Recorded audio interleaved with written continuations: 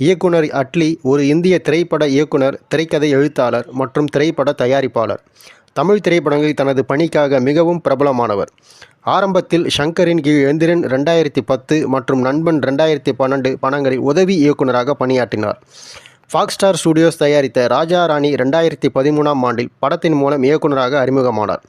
இதற்காக அவருக்கு விஜய் விருது மற்றும் சிறந்த உரையாடல் எழுத்தாளருக்கான தமிழ்நாடு மாநில விருது வழங்கப்பட்டது. இவர் இயற்பெயர் அருண்குமார். இவர் பிறப்பு 21 செப்டம்பர் 1986. இவர் பிறந்த இடம் திருப்பரங்குன்றம், மதுரை. இவர் செய்யும் தொழில் திரைப்பட இயக்குனர், திரைக்கதை எழுத்தாளர், திரைப்பட தயாரிப்பாளர்.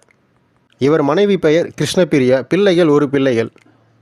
விஜய் நடித்த தெறி, மெர்சல் மற்றும் பிகில் போன்ற படங்களை அட்லி எழுதி இயக்கியுள்ளார். ஷாருக்கான் நடித்த ஜவான் 2023 மூலம் அட்லி இந்தி சினிமாவில் அறிமுகமானார்.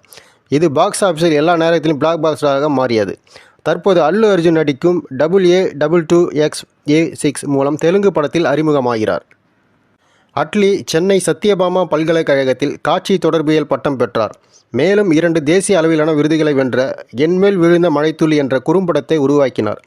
பின்னர் அவர் மணிரத்னம், எஸ். சங்கர் மற்றும் கௌதம் வாசுதேவ மேனன் ஆகியோருடன் வேலை தேடி முறையிட்டார். ஷங்கர் அவருக்கு கீழ் பணியாற்ற ஒப்புக்கொண்டார்.